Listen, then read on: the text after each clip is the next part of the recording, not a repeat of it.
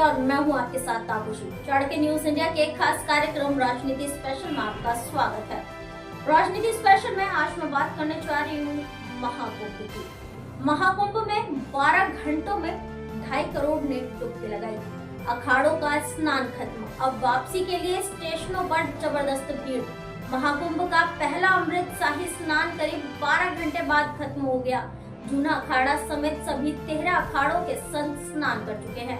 सरकारी आंकड़ों के मुताबिक अब तक 2.5 करोड़ श्रद्धालु संगम में डुबकी लगा चुके हैं। श्रद्धालुओं पर हेलीकॉप्टर से लगातार फूल बरसाए जा रहे हैं। वहीं स्नान के बाद लोगों ने प्रयागराज से लौटना शुरू कर दिया है। इससे रेलवे स्टेशन और बस स्टैंड पर भारी भीड़ हो गई है। प्रयागराज रेलवे स्टेशन पर पैर रखने की जगह नहीं है। लोगों को हॉल में रोक लिया जा रहा है। आने वाली ट्रेन के हिसाब से ही प्लेटफॉर्म पर भेजा जा रहा है। वहीं सुबह 6 बजे अमृत स्नान का अद्भुत दृश्य था। हाथों में तलवार, त्रिशूल और डमरू लिए सन्यासी हर हर महादेव का उद्घोष करते हुए घाटों पर पहुंचे। महाकुंभ में पहली बार शाही स्नान की जगह अमृत स्नान शब्द का इस्तेमाल किया गया। अखाड़ों ने नाम बदलने का प्रस्ताव दिया था।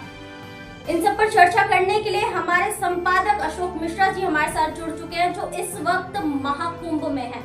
जी अशोक मिश्रा जी, कैसा माहौल देखने को मिल रहा है महाकुंभ का? आपसे बहुत बहुत धन्यवाद। मैं आपको बताऊं कि महाकुंभ में 12 घंटे में 3.5 करोड़ लोगों ने डुबकी लगाई है। एक बड़ा आंकड़ा है विश्व की निगाह में। इतना बड़ा आंकड़ा अभी तक निकल के कभी सामने नहीं आया। मात्र 12 घंटे में 3.5 करोड़ लोगों ने स्नान किया है। अखाड़ों का स्नान खत्म हो चुका है। अब वापसी के लिए स्टेशनों पे भारी भीड़ देखने को मिल रही है। और मैं अपने दर्शकों को बता दूं, तापसी महाकुंभ का आज पहला अमृत शाही स्नान करीब 12 घंटे के बाद खत्म हो गया। जूना अखाड़ा समेत सभी 13 अखाड़ों के संत स्नान कर चुके हैं। सरकारी आंकड़ों के मुताबिक अब तक 3.5 करोड़ श्रद्धालु संगम में डुबकी लगा चुके हैं। श्रद्धालुओं पर हेलीकॉप्टर से लगातार फूल बरसाए जा रहे थे। वहीं स्नान के बाद लोगों ने प्रयागराज से लौटना शुरू कर दिया है। इससे रेलवे स्टेशन और बस स्टैंड पर भारी भीड़ हो गई है। प्रयागराज रेलवे स्टेशन पर पैर रखने की जगह नहीं है। लोगों को हॉल में रोक लिया जा रहा है। आने वाली ट्रेन के हिसाब से ही प्लेटफॉर्म पर भेजा जा रहा है, यानी कि एक एक पैसेंजर को ट्रेन के अकॉर्डिंग चेक करके तब प्लेटफॉर्म पे भेजा जा रहा है, क्योंकि इतनी भीड़ हो चुकी है कि प्रशासन और शासन पूरी तरह से उन्हें संभाल पाने में हाथ पैर फूल रहे हैं। मैं आपको बताऊं, सुबह 6 बजे अमृत स्नान का अद्भुत दृश्य था। हाथों में तलवार, त्रिशूल और डमरू लिए सन्यासी हर हर महादेव का उद्घोष करते हुए घाटों पर पहुंचे। महाकुंभ में पहली बार शाही स्नान की जगह अमृत स्नान शब्द इस्तेमाल किया गया। अखाड़ों ने नाम बदलने का प्रस्ताव भी दिया था। जी तापसी। जी अशोक मिश्रा जी, इस बार ये नया नाम रखा गया है शाही स्नान की जगह अमृत स्नान, इस पर आप क्या कहना चाहेंगे? देखिए, शाही स्नान ये उस समय का नाम था जब रजवाड़े हुआ करते थे। राजाओं के द्वारा ये नाम रखा गया था। शाही स्नान यानी कि कोई बादशाह है, वो अपने स्नान के लिए अपने सैनिकों के साथ जा रहा है, तो उसको शाही स्नान कहा जाता था। अखाड़े काफी लंबे समय से इसकी मांग करते आ रहे थे कि इसका नाम बदला जाए। तो अब इस बार वो सरकार ने मान लिया और उसका नाम शाही स्नान की जगह अमृत स्नान कर दिया। लेकिन एक सबसे बड़ी बात आपसे मैं बताऊं कि इतना बड़ा आयोजन, एक धार्मिक आयोजन है, सब चीजें चल रही है, लेकिन फिर भी राजनीतिक परिदृश्य के जो लोग हैं, राजनीति करने वाले जो लोग हैं, वो अपनी भाषा शैली में बदलाव नहीं ला पाए। वो अभी भी बहुत से ऐसे राजनेता हैं, चंद्रशेखर आजाद हैं, उन्होंने कहा कि मन चंगा तो कटौती में गंगा, मैं संगम स्नान के लिए नहीं जाऊंगा। वहीं अखिलेश यादव का कहना है कि उत्तर प्रदेश सरकार ठीक है, आयोजन हो रहा है, सफल रहे, सब चीज ठीक है, लेकिन इतना पैसा लगाने की सरकार जनता के पैसे को अपने तामझाम और पब्लिसिटी में इतना खर्च करने की कोई आवश्यकता नहीं थी। तो कहीं न कहीं महाकुंभ का ये स्नान जो है वो राजनीति का शिकार होने से अछूता नहीं रह पाया था। अशोक मिश्रा जी, एक नया मामला सामने आया आज महाकुंभ से, जहां हमारे नरसिंहानंद गिरी के कैंप के बाहर एक संदिग्ध व्यक्ति को गिरफ्तार किया गया। असल में मामला ये था कि वो उसका असली नाम आयूब था, लेकिन वो आयुष बनकर कैंप के अंदर गया। उसको लेकर के आप क्या कहना चाहेंगे? देखिए तापसी, मैं आपको बताऊं कि यहाँ करोड़ों की भीड़ है। इसमें हिंदू मुस्लिम ऐसा नहीं है कि यहाँ पे सिर्फ हिंदुओं का आगमन हुआ, मुस्लिमों का नहीं है, ठीक है। हाँ, उत्सुकता बस हो सकता है वो जो व्यक्ति है पंडाल के अंदर जाना चाह रहा हो और नाम बदल के किसी ने उससे नाम पूछा, नाम उसने गलत बता दिया और वो चला गया पंडाल के अंदर। हम उस स्थिति में हम उसको टेररिस्ट नहीं कह सकते। नहीं, उनका एक बयान भी सामने आया यति का। उन्होंने सीधा सीधा बोला कि भारत में मुसलमानों की वजह से हिंदू आबादी को खतरा हो रहा है। जिस बयान की आप बात कर रहे हैं तापसी, वो बयान बिल्कुल ठीक है, बिल्कुल सही है, क्योंकि हिंदू जो संत हैं वो इज्जत थोड़ा सा अछूते और दूर रहना चाहते हैं। उन्होंने इसी आवेश में आके वो बयान दिया है। हालांकि मैं आपको बताऊं, साधु के मुस्लिम होने के शक में भी कई लोगों को पकड़ा गया है और पुलिस उनसे पूछताछ कर रही है। संगम में साधु के मुस्लिम होने के शक में करीब 3, 4, 5 लोग ऐसे हैं जिनको पुलिस ने पकड़ा है और मामले की तहकीकात कर रही है, पुलिस पूछताछ कर रही है तापसी। तो जहाँ 4 करोड़ 3.5 करोड़ लोग स्नान करने आ रहे हैं और जा रहे हैं, तो वहाँ इस तरह की छुटपुट घटनाएं कोई बहुत ज्यादा अहमियत नहीं रखती है तापसी। ये अशोक मिश्रा जी, एक मेरा आखिरी सवाल कि वहाँ पर महाकुंभ को लेकर के वहाँ पर किस तरीके का सुरक्षा का व्यवस्था करा गया है?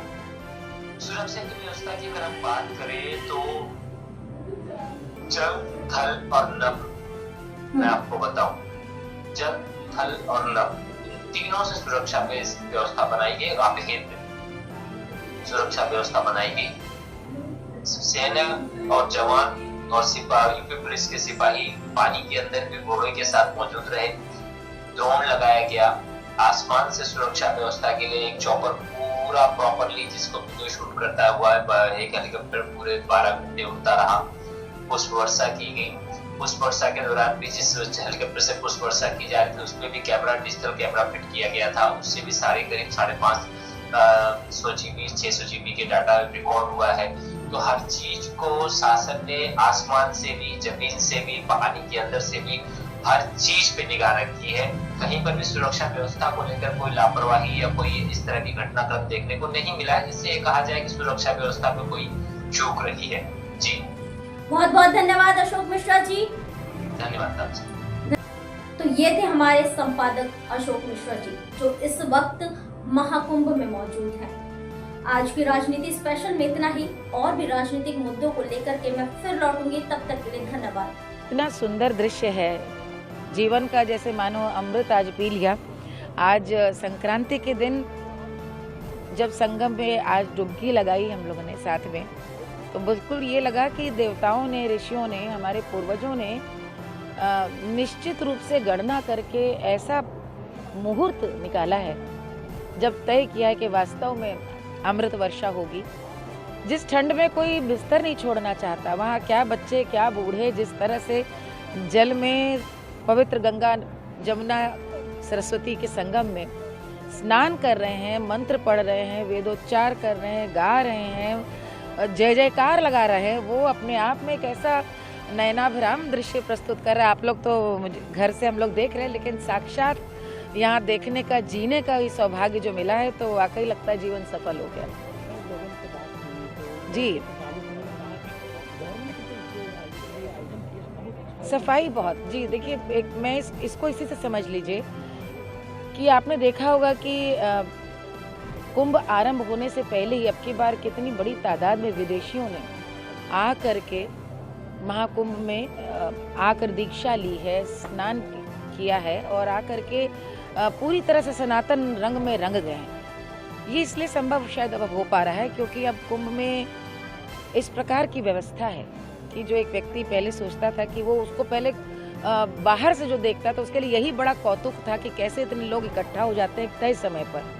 लेकिन अब कोई भी व्यक्ति, आम व्यक्ति हो, खास हो, बाहर से हर व्यक्ति आ करके यहाँ पर उस आनंद में जी सकता है। ये संभव इसीलिए हो पाया क्योंकि इतनी अच्छी व्यवस्था है। हर जगह आप देखें, जबकि पूरा रेतीला, पूरा बालू का पूरा रास्ता है, लेकिन सड़कें बनी हुई हैं, ठहरने के पूरे बने हैं, सब जगह आपको बाथरूम बने हैं, टॉयलेट्स बने हुए हैं, दिशा निर्देश हैं। स्नान करके बाहर निकले तो वस्त्र बदलने के लिए बहुत अच्छे बने हुए हैं, सारे बूथ्स बने हुए हैं। मुझे लगता है कि सुरक्षा और सफाई, दो चीज़ें यदि हों तो अब कौन व्यक्ति नहीं आना चाहेगा कुंभ में। और आप सब लोगों से भी मेरा ये आग्रह है कि आप लोग ये बहुमूल्य समय बिल्कुल गवाइए मत और आइए ज़रूर महाकुंभ में आकर के प्रयागराज में जो आनंद हमने लिया उस दिव्य आनंद में भी किया। मेरे लिए सन 82 से कुंभ में आ रही हूँ। कई महाकुंभ किए हैं, कई अर्ध महाकुंभ किए हैं। उज्जैन है, हरिद्वार है, नासिक है, और ये जो प्रयागराज का महाकुंभ है इसकी अनुभूति अलग ही है, क्योंकि एक तरह से पूरा नया शहर बसाया जाता है। हरिद्वार में तो कोठियाँ भी हैं, मेला भी कहीं इधर होता है कहीं उधर होता है। ये पूरा का पूरा मेला क्षेत्र गंगा माँ की गोद में है। और सबसे बड़ी बात ये है कि हम आप सबके सामने 144 साल के बाद ये सुयोग बना है जब महाकुंभ पड़ा है। फिर 144 साल कब होंगे, कौन होगा, तो मैं तो इतना कह सकती हूँ कि हम लोग सौभाग्यशाली हैं, 144 साल के कुंभ में स्नान करके आए। नहीं, हमारा साधु समाज पूरा चाहता है या तो वक्फ बोर्ड खत्म किया जाए या सनातन बोर्ड का गठन हो, क्योंकि हिंदुस्तान का बंटवारा मजहब के आधार पर हो गया। अब किस चीज के लिए?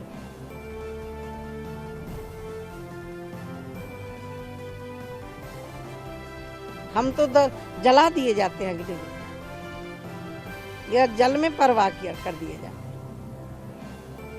जीते भी जमीन चाहिए, रहने के लिए अच्छी बात है, हम मकान भी दे रहे हैं, हमारी सरकार दे रही है। वक्फ बोर्ड का पैसा जा कहाँ रहा है? क्या सरकार के खजाने में जा रहा है या देश के विकास में जा रहा है? कहाँ जा रहा है? तो सवाल तो जायज है ना कि वक्फ बोर्ड के नाम से जमीनों पर कब्जा। तो संतों ने जो बात रखी उसमें सहमत हूं मैं, जरूरी हो गया। हमारे आज कुंभ में देखिए आप, यूथ कभी भी कुंभ की तरफ कम आता था। आज मैं पूरा देख रही थी कि यूथ पूरा कैमरा लिए कैच कर रहा था इस दृश्य को देखने के लिए। पूरा यूथ, बेटी हो या बेटा हो, कितने किलोमीटर चल के आए होंगे और इस दृश्य को देखने के लिए जब अमृत स्नान करने के लिए अखाड़े निकले हैं तो समय बिल्कुल ऐसे झोली फैला करके फूल तक मांग रहे, यानी कि झोली में फूल पड़ जाएगा। इसको बोलते हैं आस्था। और जब आस्था होती है तो कष्ट नहीं लगता है, वहाँ आस्था दिखाई पड़ती है। ये कुंभ एक महीने में बहुत विचित्र अद्भुत कुंभ है, जिसकी शुरुआत देश के यशस्वी प्रधानमंत्री जी ने किया। और एक बात इस कुंभ में की, 500 साल की प्रतीक्षा के बाद रामलला अपने मंदिर में विराजित हुए और उनकी वर्षगांठ हो रही है। ये इसके लिए और इस महाकुंभ की महिमा बढ़ जाती है, क्योंकि हम तो उस आंदोलन के भागीदार रहे हैं गिलहरी की तरह। सब दृश्य देखें, गोली खाते हुए कार्य सेवकों को देखा है, गोलियां जिस तरह से गोलियों की बौछार की गई थी वो भी देखा है, और ढांचा टूटा वो भी देखा। लेकिन गोली चलाने वाले और ढांचा जब गिरा, दोनों में धरती आसमान का फर्क है। मुलायम सिंह जी ने कहा था कि इससे ज्यादा गोलियां चलवानी पड़ती तो मैं बाबरी ढांचे को बचाने के लिए गोलियां चलाता, लेकिन बाबू कल्याण सिंह जी उन्होंने कहा मैं कार सेवकों पर गोलियां नहीं चलाऊंगा, मैं सत्ता का परित्याग। बहुत सुंदर जो भाव है लोगों के यहाँ पे, क्योंकि वहाँ पे इतनी संख्या और इतनी ठंड है, उसके बावजूद इतनी भीड़, इतनी संख्या, इतनी भक्ति, इतनी श्रद्धा, तो मेरे लिए तो बहुत ही अद्भुत अनुभव रहा। मुझे बड़ा अच्छा लगा, बस ठंड बहुत लग रही है। देखिए, ऐसे तो कथा का महत्व ही है, हम सभी जानते हैं कि 4 स्थानों पर अमृत की बूंदें गिरी थी, तभी से महाकुंभ लगता है। हरिद्वार, नासिक, उज्जैन